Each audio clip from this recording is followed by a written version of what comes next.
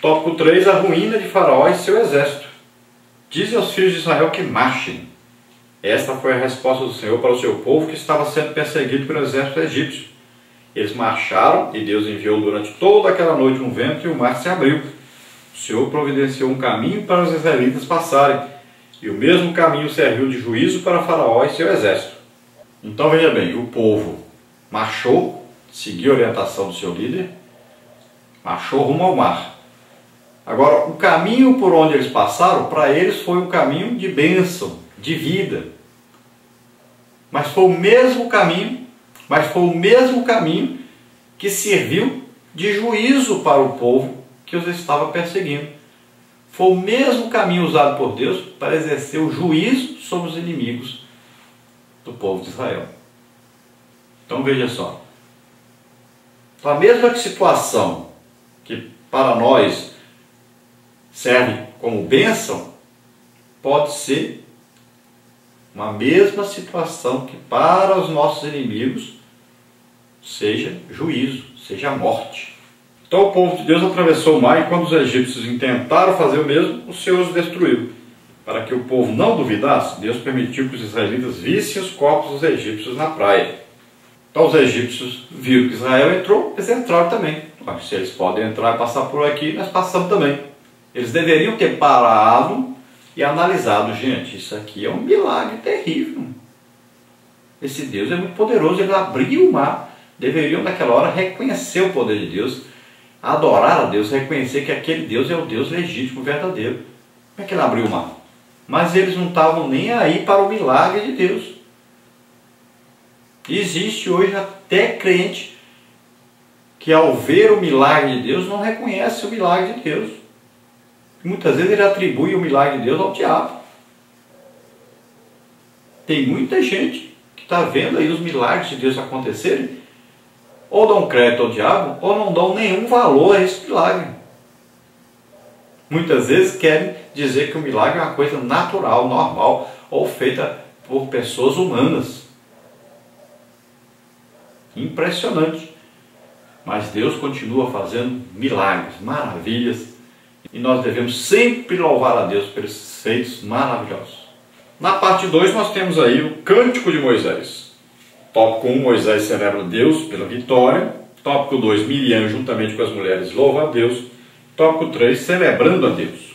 Então, tópico 1, Moisés celebra a Deus pela vitória. Diante de tão grande livramento, Moisés eleva um cântico ao Senhor em adoração. O cântico de Moisés foi uma forma de agradecer a Deus pelos seus feitos. Louve a Deus por tudo que Ele é e por tudo que Ele tem feito em sua vida. Ofereça ao Senhor sacrifícios de gratidão. Podemos oferecer em nosso louvor e a nossa adoração. Bendize, ó minha alma, ao Senhor, e não te esqueças de nenhum dos seus benefícios. Segundo a Bíblia de Estudo Pentecostal, o livramento dos israelitas das mãos dos egípcios prefigura e profetiza a vitória do povo de Deus sobre Satanás e o anticristo nos últimos dias. Daí um dos cânticos dos remidos ser chamado Cântico de Moisés. Então nós devemos fazer separação aí. A louvor é uma coisa, a adoração é outra coisa. Então o louvor deve levar, nos conduzir à adoração. Então o louvor o que é? É um agradecimento a Deus, é falar sobre os feitos de Deus. O que Deus fez. E a adoração? A adoração é você dizer a Deus o que Ele é para você, o que Ele representa para você. Então, por exemplo, se você louva a Deus pelo mar vermelho que abriu, você está dizendo um feito que Deus fez. Se Deus fez um milagre na sua vida aí, curou você, ou libertou, salvou alguém da sua família, então você está louvando a Deus e dizendo que louva Ele porque Ele fez isso. Agora, isso deve levar você a adorar a Deus. Esse adorar a Deus significa que você vai dizer assim: Deus, como o Senhor é poderoso, como o Senhor é maravilhoso, como o Senhor é cheio de amor, de misericórdia. O Senhor está presente em toda parte, o Senhor conhece todas as coisas, o Senhor pode fazer qualquer coisa, o Senhor é maravilhoso. Isso é adoração. Então você louva a Deus pelo que Ele faz e adora Ele pelo que Ele é. Então essa é a diferença da adoração e do louvor. Então o louvor deve nos conduzir à adoração. Então Moisés fez esse cântico aí, né, de louvor a Deus, e também adorou a Deus pelo seu amor, reconheceu em Deus o seu Salvador. Então também é mencionado aí um cântico em Apocalipse, chamado aí o Cântico de Moisés, que pode exatamente representar o mesmo tipo de cântico que Moisés fez, como o povo de Deus cantando também, devido à vitória sobre o anticristo, né? Que tentava matar aí o povo de Deus, destruir o povo de Deus durante a grande tribulação. Tópico 2 aí, Miriam juntamente com as mulheres louvam a Deus.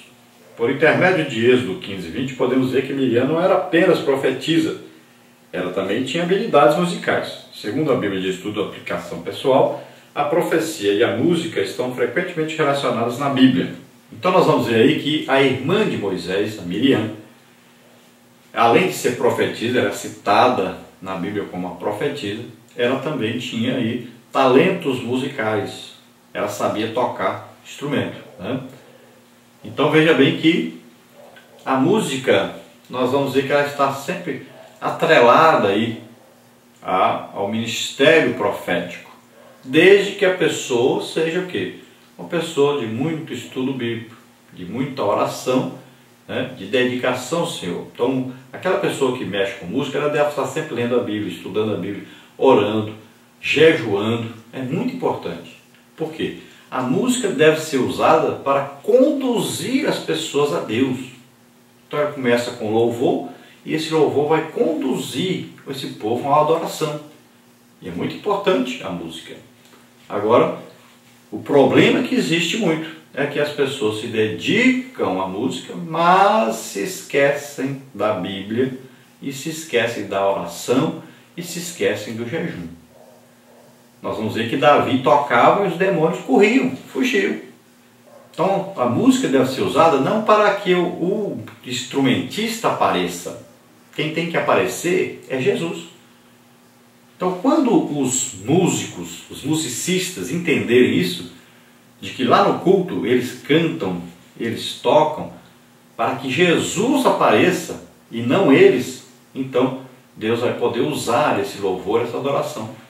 E nesse momento desse louvor, essa adoração, vai haver o quê? Milagres. Vão acontecer milagres durante essa ministração do louvor e da adoração. Desde que os músicos aprendam que devem jejuar, devem estudar a Bíblia, devem orar e buscar a presença de Deus, e não que eles apareçam. Miriam adorou a Deus juntamente com todas as mulheres. Foi um dia de grande alegria e celebração para Israel. Era impossível ficar calado diante da demonstração do poder de Deus. O Senhor espera que o adoremos por seus atos grandiosos e que o adoremos em espírito e verdade, pois o Pai procura aqueles que assim o adoram. Então é uma coisa interessante, o louvor, qualquer pessoa pode louvar a Deus. Até os animais podem louvar a Deus, pois a Bíblia diz, todo ser que respira, louve ao Senhor. Vós, baleias, louve ao Senhor. Então, até o animal pode louvar a Deus. É louvor? É. É bom? É. Mas não é o mais importante. E não quer dizer que você louva, quer dizer que você seja melhor, ou que você esteja fazendo alguma coisa melhor do que os outros. Não. Todos podem louvar. Qualquer religião pode louvar. Animal pode louvar. Louvor é uma coisa que brota da gente quando a gente vê um feito maravilhoso de Deus. Agora, não quer dizer que é isso que Deus está buscando em você. Não. Jesus disse que o Pai procura, olha só, Ele procura quem o adore em espírito e em verdade. Ele está procurando por adoradores. Então, louvar é uma coisa, adorar é outra. O louvor deve conduzir-nos à adoração. Então, o louvor é lá no átrio. A adoração é lá no Santo dos Santos. Então, o louvor vai nos conduzir para lá, para a presença de Deus. Então, aprenda isso, é muito importante. Tópico 3, celebrando a Deus. Todo Israel, em uma única voz, cantou e celebrou a grande vitória. Foi uma alegria coletiva, nunca vista antes na história do povo de Deus. Celebra a Deus individual e diariamente, mas também na sua congregação como um só corpo. Então, celebrar a Deus é maravilhoso. Então, tanto o louvor como a adoração. Sempre lembrando que o louvor vai conduzir à adoração. O problema que acontece hoje é que na maioria das vezes as pessoas louvam e na hora de chegar à adoração eles param de louvar. e não chegam aonde Deus gostaria que eles chegassem. Então faça o louvor de maneira que ele conduza as pessoas a adorarem a Deus, que cheguem à presença de Deus. E quando as pessoas chegarem à presença de Deus, aí não vão nem escutar mais o que está cantando, o que está tocando. Estão na presença de Deus, não importa se está tocando alguma música, se não está tocando, não importa quem está perto de você, você fecha o olho, é entre você e Deus agora. Essa é a adoração, esse é o objetivo de Deus. Lembrando que o louvor pode ser feito individualmente, pode ser feito em família, pode ser feito com os amigos, pode ser feito na igreja. E a adoração também. Agora, sempre você deve ter na sua vida momentos de louvor e de adoração a Deus. Parte 3 aí, a proteção e o cuidado de Deus com o seu povo. Tópico 1, uma coluna de nuvem guiava o povo de Deus. Tópico 2, Deus cuida do seu povo. Então, tópico 1, uma coluna de nuvem guiava o povo de Deus. O Senhor não somente resgatou o seu povo, mas o conduziu de forma cuidadosa durante todo o deserto. Temos um Deus que se preocupa e cuida de nós. O Senhor enviou uma coluna de nuvem para proteger o seu povo.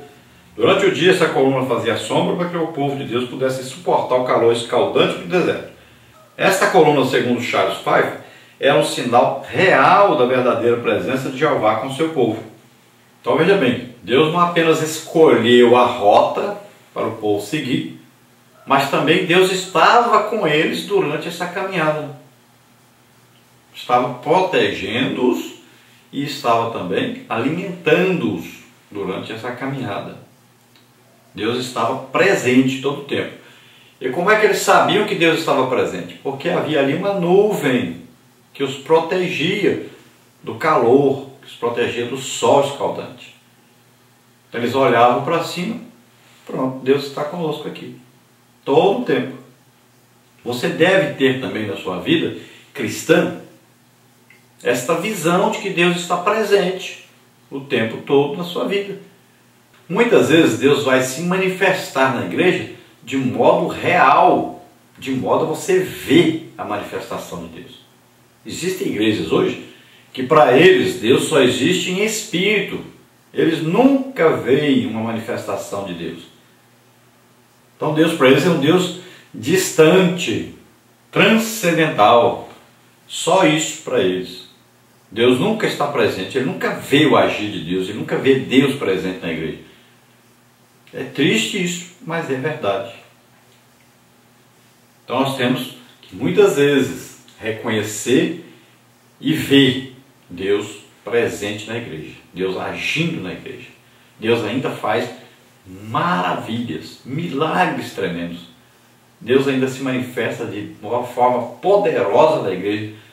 É como se ele dissesse assim: eu estou aqui, estou presente, pode ver, você vai ver agora a minha presença aqui.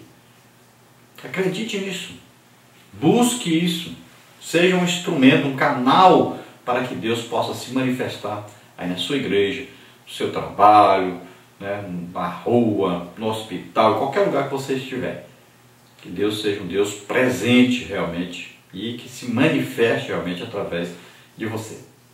Tópico 2, Deus cuida do seu povo. O Senhor não mudou. Ele cuidou do seu povo na travessia pelo deserto e também cuida de nós em todo o tempo. Confie no Senhor e não murmure como fez o povo no deserto, pois o Pai cuida da nossa provisão. Em o Novo Testamento, Paulo faz uma séria recomendação a fim de que não venhamos nunca a seguir o exemplo de Israel. Não murmureis, como também alguns deles murmuraram e pereceram pelo destruidor.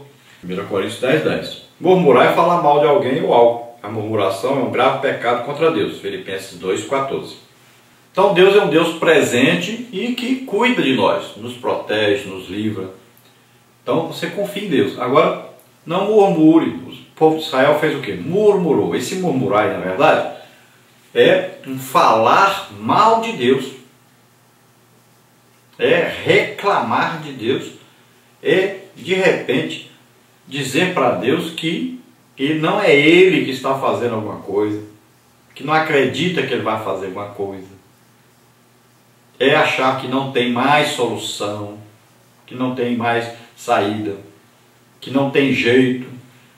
Então deixar de confiar em Deus e começar a reclamar só reclamar.